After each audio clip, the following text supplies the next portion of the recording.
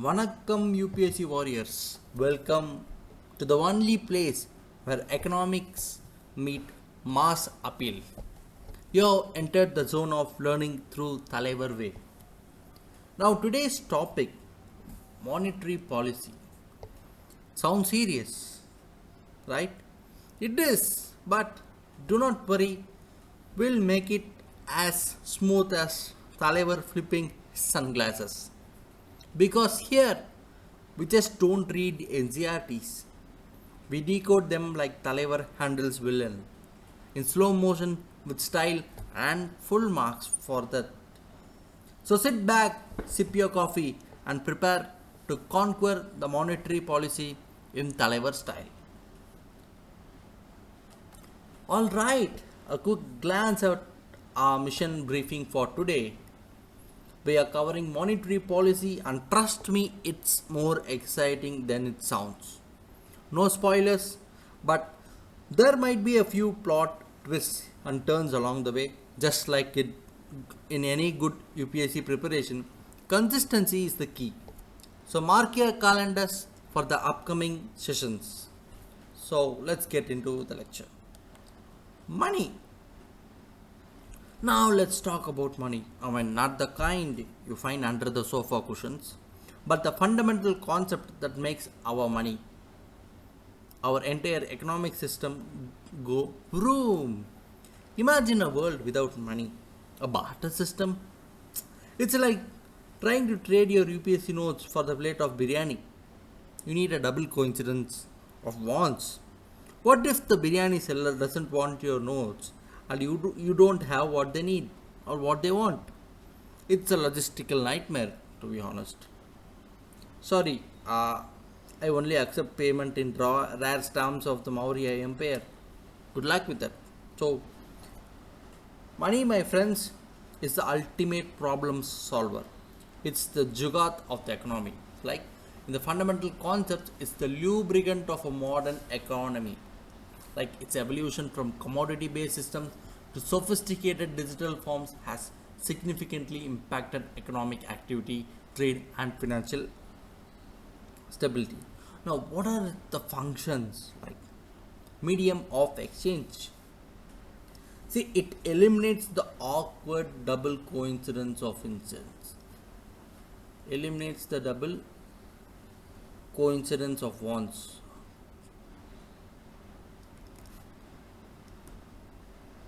So you want to sell your money for services.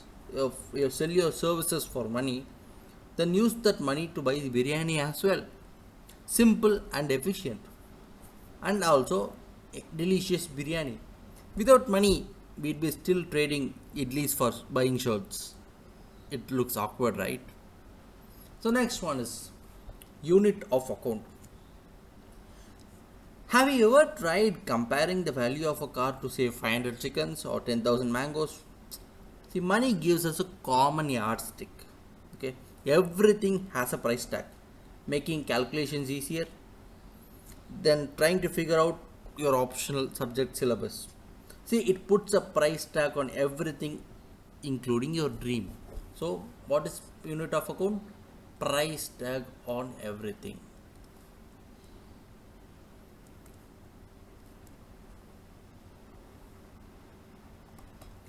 Store of value.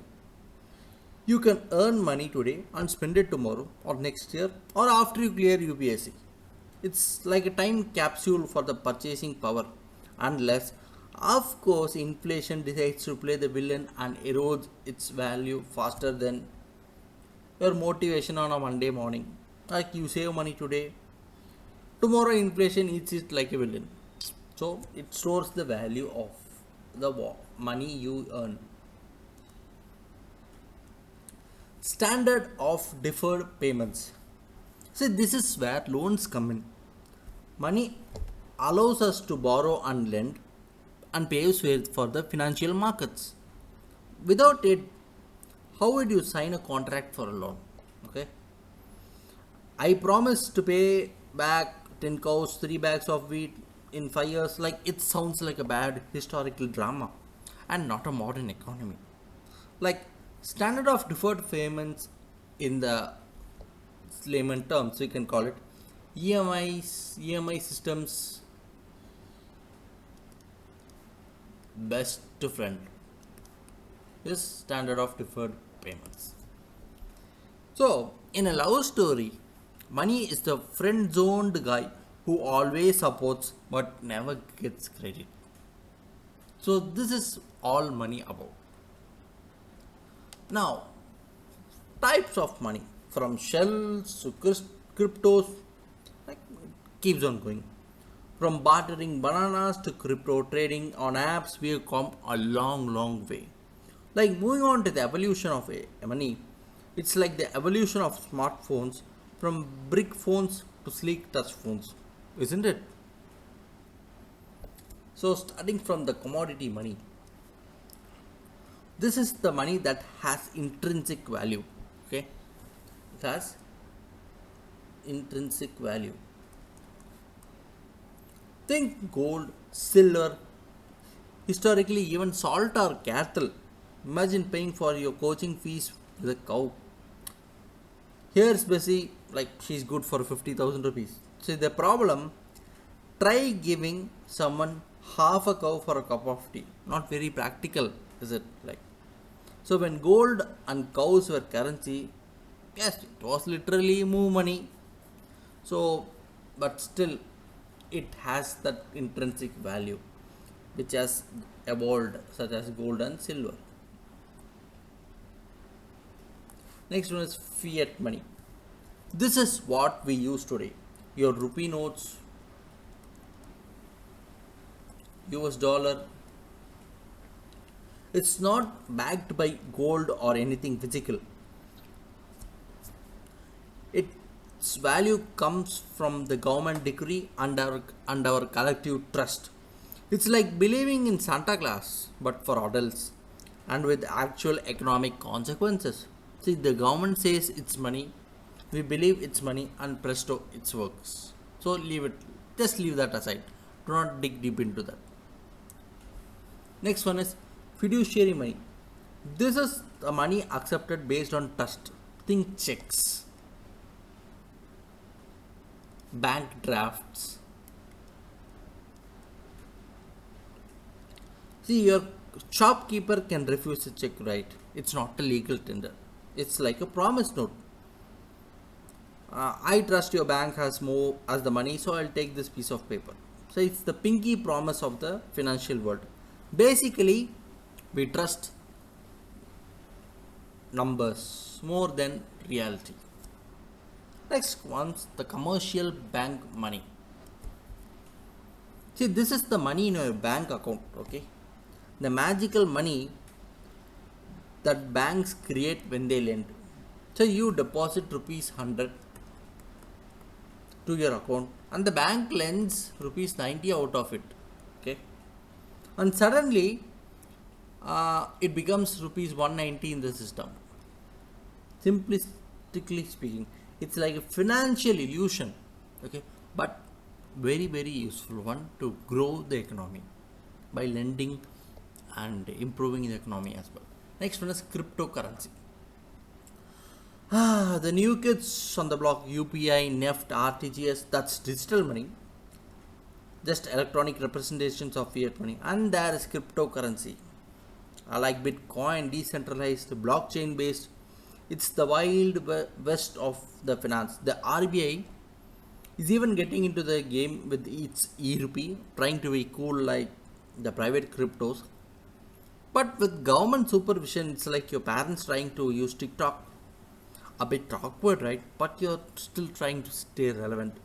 Like an Anurag Kashyap film. It's high concept but very low trust. So next, we're coming on to the measures of money supply. Now, how does the RBI keep track all of this money floating around? They have their own set of measures, like a chef with different measuring cups for different ingredients. They are all called monetary aggregates. So, starting from M0, which is reserve money, see, this is the base money,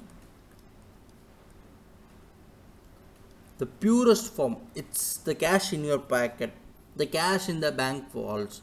And when banks keep it with the RBI, think of it as the raw ingredients the RBI directly controls. Next one is M1, the narrow money. This is the most liquid you have. Cash with the public plus demand deposits such as current and savings account. See, it's the money you can spend right now instantly. If you're, it's like the ready to eat meal of the money. Okay. M2, M1, this part plus savings in the post office, banks, savings bank. A bit less liquid, but still, mainly you need to heat in a microwave. M3 is broad money. M1 is narrow money. M3 is broad money. Okay, this is like a big kahuna, the most commonly used to measure in India. Like it's M1 plus time deposits with the bank, like fixed deposits, recurring deposits. It includes your savings that are locked away for a bit. Like this is the full course meal of money. The RBI watches this one like a hawk. Looks into very carefully on this. M4. See, M3 plus all deposits with post office savings, excluding the national savings certificates. Like this is the broadest and least liquid. It's like the leftovers in the fridge of the money. Okay, still money, but you might need to dig for it. So that is M4. So remember this, M1 is the most liquid and M4 is the least liquid. Okay, it's like a scale from instant noodles to a 5-course meal that needs 2 days of preparation. So just remember, in the food we will eventually keep it in our brain and eventually answer questions. So now we will be looking about the Reserve Bank. And now here comes the star of our show, the Reserve Bank of India, or RBI, which is established in 1935 under the Reserve Bank of India Act 1934. See, it's not just a bank, it's the bank. Like, think of it as the Gandalf of the Indian economy. Wise, powerful, and occasionally a bit mysterious. Its primary job is keeping our economy house in order. RBI is the economist don, silent, strategic, and always watching. Handles inflation, money, currency, banks, forex. It's like Rajinikanth role, everything rolled into one man. See, what are its central bank? Its superpower, or you can call it functions as well. Monetary authority. See, this is the main superpower. See, it sets the rule for money supply and interest rates. It's like the conductor of an orchestra, making sure the economic music is harmonious and not a cacophony. No. It makes sure everything flows harmoniously, smoothly. Regulator and supervisor of the financial system. It's the strict parent of all banks and financial institutions. Make sure they play by the rules, protect your deposits, and don't go wrong. So it supervises banks. Issuer of currency. RBI is the only one allowed to print money except for the rupee 1 and coins, where the government's side hustle. So next time you see a 2000 rupee note, 500 rupee note, remember it's the RBI's autograph. Banker to the banks. Banks just don't keep money with you. They keep money with RBI. It's their bank. And if the bank is in trouble, the RBI is the lender of last resort, the ultimate financial emergency service. We have heard about that. Financial emergency service.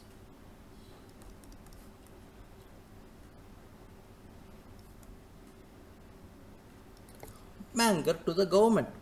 The RBI handles all the government's banking transaction, manages its debts, and basically acts as a financial advisor. It's like the government's personal accountant, but with way more responsibility. Next one is developmental role. It's not just about control, it's about growth.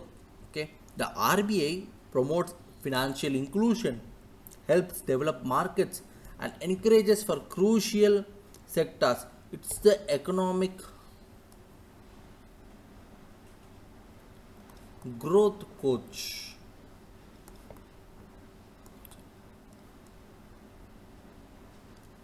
Custodian of foreign exchange reserves. The RBI holds all of India's foreign currency. So think of it as India's treasure chest of dollars, euros, and this helps manage our exchange rate and international payments. As of July 2025, we are sitting on a cool $696.67 billion. That's a lot of foreign money to have, but still, it's okay. Since our international payments are good, well, let it be that. We can even still have more money. It's not an issue. So let's look into now Monetary Policy Committee. Now, who makes the big decision about interest rates? It's not just one person, it's the committee, the Monetary Policy Committee, which was a huge reform bringing more transparency to the process. Before MPC, that is Monetary Policy Committee, it was mostly the RBI governor's call. Now it's a team effort, man. Teams always win. So what else? Composition. Governor of the Reserve Bank of India. See the boss, the chairperson we can call him. So he is one of the main person. Deputy Governor of the bank in charge of the monetary policy. Like he is the second in command, the right hand person. The one RBI, one officer to the bank to be nominated by central board. Like he is like the inserted expert. Okay. Next one is 3 external members appointed by central government. These members are individuals with knowledge and experience in economics, banking, finance, or monetary policy. See, simply to put in wise skill, they are wise outsiders appointed by government, experts in economics, banking, finance. They just bring fresh perspectives, ensuring decisions are not just an echo chamber. See, their tenure is 4 years and cannot be reappointed. So they have to make their mark quickly, like a contestant on a reality show with limited time to impress the judges. So, I hope you guys are clear with the concept still. Okay. So, alright, it's time for a quick pop quiz. This is a real UPSC Prelims question from 2017. Let's see if you have been paying attention or if you are still dreaming about the biryani. Which of the following statements is correct regarding the Monetary Policy Committee? It decides the RBI's benchmark interest rates. It's a 12-member body including the governor of RBI and it's reconstituted every year. It functions under the chairmanship of the Union Finance Minister. Think about it. Remember what we just discussed. Let me give you a few seconds.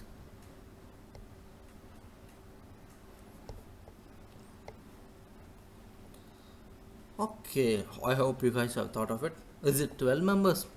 No. Is the finance minister boss? The answer, my friends, is just option A. See, the MPC does decide the benchmark interest rates. Okay, so that's correct option. But it's a 6-member body, not 12, and it's chaired by the RBI governor, not the finance minister. See, you're already becoming economic detectives if you have found the answer. Now, what are the objectives of the Monetary Policy Commission? The main mission: fight inflation without murdering growth. See, they meet 4 times a year, which is still more consistent than some syllabus completing coaching centers. Like every superhero team has a mission, right? The MPC's primary objective is crystal clear: maintain price stability while keeping growth in mind. In simpler terms, they want to keep inflation from running wild but not at the cost of the crippling economy. It's a delicate balancing act like walking a tightrope with juggling flaming torches. So inflation targeting. See, the government in consultation with the RBI sets an inflation target. Currently it's at 4%, the plus or minus 2% tolerance band. So 2% to 6%, it's like a speed limit for prices, not too fast, not too slow. Okay, it maintains the price stability. And if the inflation stays above 6% or below 2% for 3 consecutive quarters, the RBI has to write a report to the government explaining why they failed, what they will do to fix it, and when they expect to fix it. Imagine submitting a report to your parents explaining why you failed an exam and then giving a timeline for when you will finally pass. It's accountability. So India experienced this inflation part from Jan to September 2022. So during early days after COVID-19. Next one is decision making process. They meet 4 times a year, minimum 4 members for quorum, no skipping meetings. Decisions are made by majority vote. The casting vote, if there's a tie, the RBI governor has a casting vote. It's like a tiebreaker in a cricket match. The captain makes the final call. This ensures decision is always reached, preventing the economic paralysis. So hope you guys are clear with the objectives as well. So moving on with the instruments of monetary policy, among that, and that we'll be looking into quantitative tools right now. Open market operation. The RBI sells or buys the government securities. So buying GSECs, in case if it buys, it injects money into the economy. Okay, like the RBI printing money and handing it to banks. Similarly, if it sells, it absorbs money from the system, like the RBI sucking money out of the bank.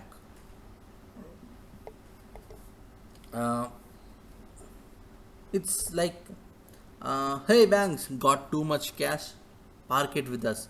We'll give you a little interest.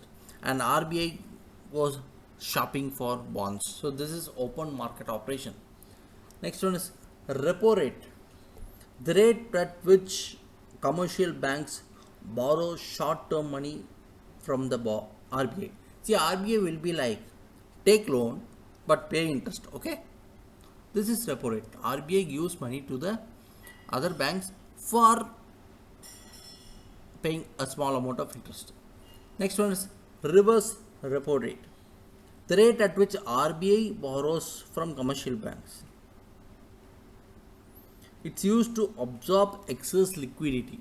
Okay. Next one is bank rate. The rate at which RBI lends to bank without collateral for longer duration. It's usually assigned for aligned along with marginal standing facility. Okay. So a marginal standing facility is an emergency window for banks to borrow overnight from RBI, even by dipping into their SLR. Okay, it acts as the upper bound of the interest rate corridor above which you cannot borrow. Okay. Next one is cash reserve ratio. The percentage of deposit banks must keep with RBI. Here, no interest is given. The percentage of money should be given with or kept with RBI, but no interest is given for this. Okay. So current rate is 3%.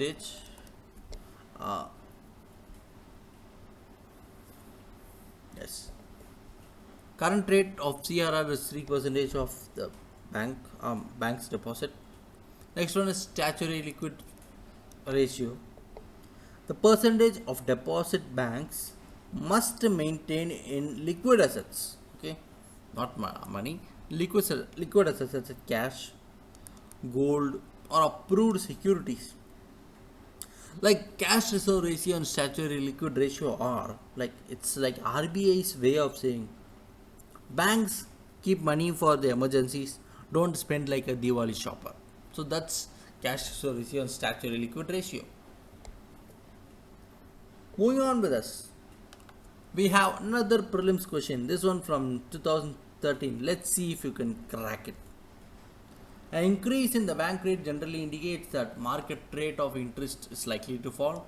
Central bank is no longer making loans to commercial banks.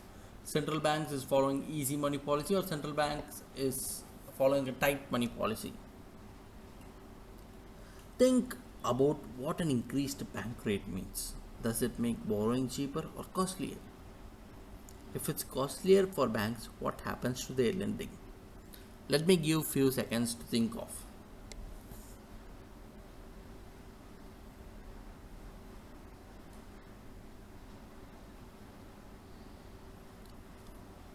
Yes. The answer is D. Central bank is following a tight money policy. An increase in the bank rate is more, it makes it more expensive for commercial banks to borrow, which discourages lending and reduces the money supply. It's a classic tight money policy. And if you have got this, congratulations, you're good at this. Now we have one more PYQ coming on the way. At last, this one from 2015, which asks about the monetary policy. With reference to the Indian economy, consider the following: bank rate, open market operations, public debt, and public revenue. Which of the above is our component or components of the monetary policy? See, remember, monetary policy is about money and credit, but fiscal policy is about government spending and taxes. Public debt and public revenue fall under which category? Let me give again few seconds for you guys to think of.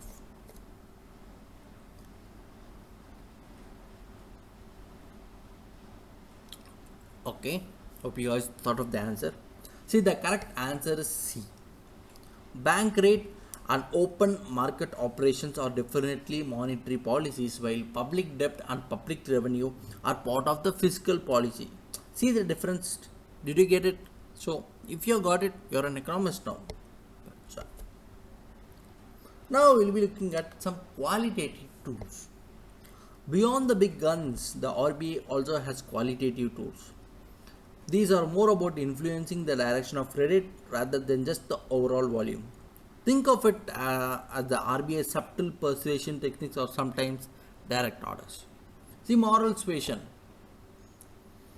This is the RBI playing the roles of a wise elder, issuing appeals and guidelines to the banks. Please lend more money to agriculture, or please be careful with the speculative loans. It relies on the RBI authority and the bank's willingness to cooperate. It's like your parents telling you to study.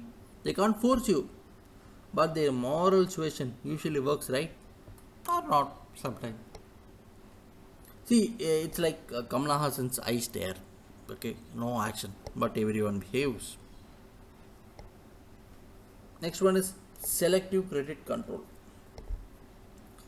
This is where the RBI gets specific. Okay, it can restrict or provide credit for certain purposes. Okay, like it's based on the sectors. For specific sectors, it depends. It limits how much banks can lend to certain sector. The selective credit control. Okay, it does not give the entire money. It can also limit up to a certain limit. This actually gives work like a mom scolding. It's economically driven but still effective. Next one is the monetary policy stance. See, the RBI doesn't just act, it signals intention. This is the monetary policy stance, and it's like the RBI wearing a mood ring telling us if it's feeling aggressive, calm, or cautious. Accommodative stance. Okay. This means the RBI wants to expand money supply and lower interest rates to boost growth. Like think of a dove. Okay. Peaceful, gentle. It's adopted during low inflation and slow growth. The RBI is saying Let's get this party started. This is accommodative stance, can also be called as dovish stance. Next one is neutral stance. The RBI is neither tightening nor easing. It's waiting for more data, ready to move either way. It's like a referee in a football match, observing the game before making a call. Recent example, in June 2025, the RBI shifted from accommodative to neutral, meaning future decisions depend on the equally on inflation and the growth. So this is next is tightening stance. This means RBI wants to reduce the money supply and increase the interest rates to control high inflation. Think of a hawk, okay? Sharp, aggressive. It's adopted when inflation is soaring. Okay, that's why it's also called hawkish policy. Hawkish stance, we can call it. Okay. So hope you guys clear with the monetary policy stance. So moving on with the impact of monetary policy. Contractionary policy. RBI raises growth, absorbs liquidity, borrowing gets expensive, people spend less, demands fall, prices fall, inflation cools down. It's like putting ice on a fever. This is contractionary policy. I can also call it tightening policy.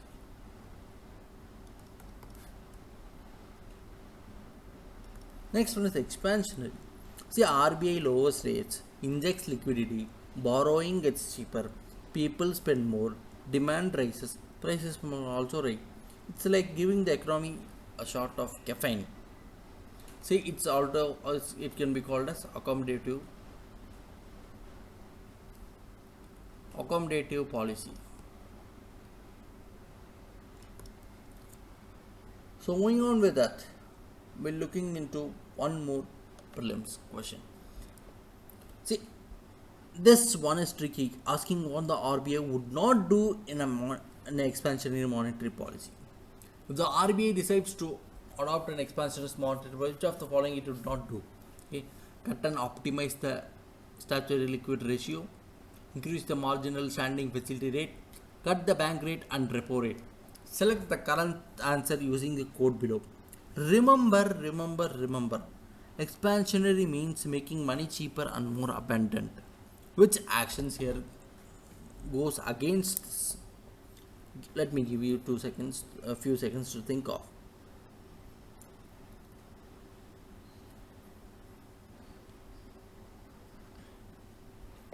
So yes, see, the answer is only B, 2 only. Cutting the statutory liquid ratio and the cutting bank rates or repo rates are all expansionary, but increasing the MSF rate makes borrowing more expensive because you have to put more money to the bank with the RBI, which is contractionary. So the RBI would not increase the MSF rate. So if you have found this, you are officially a UPSC level economic strategist. Class. So in the conclusion, the RBI through its monetary policy committee is like the maestro conducting a grand economic symphony. They carefully calibrate their policy actions using a mix of quantitative tools and qualitative tools, all to achieve their primary objective, price stability, while also supporting the economic growth. So what did we learn, Thambis and Akas? RBI is the economic guardian. Its tools are surgical and its goals are sacred, price stability and growth. Monetary policy is not just a theory, it affects EMI, job creation, inflation, investments, even price of the Pani Puri. If RBI is the dawn of economic planning, you are the dawn of the UPSC preparation. So stay sharp, stay steady, and prepare like sharp hawk. So thank you for being such an engaged and enthusiastic audience. I hope you have now a much clearer understanding of monetary policy and the crucial role of the RBI which plays in our economy. Remember, economics isn't just about numbers, it's about the understanding the forces that shape our lives. Keep learning, keep questioning, and keep flying like an eagle. If you have any questions, feel free to ask in the comment section and will be cleared immediately. And don't forget to subscribe to our YouTube and Telegram channels for more such insights. Jai Hind, Jai Economy.